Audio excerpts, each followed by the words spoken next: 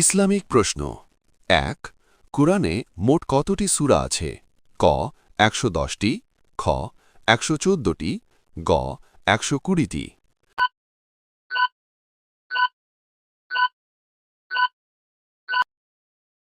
সঠিক উত্তরটি হল খ ১১৪টি ২ কুরআনের সবচেয়ে বেশি কোন নবীর নাম এসেছে ক মুসা আলাইহিস সালাম খ ঈসা আলাইহিস সালাম গ মুহাম্মদ সাল্লাল্লাহু আলাইহি ওয়াসাল্লাম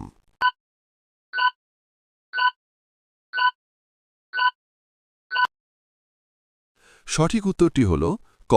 মুসা আলাইহিস সালাম ৩ কুরআনের মোট কতটি আয়াত আছে ক ৫৬৬৬ খ ৬৬৬৬ গ ৭৬৬৬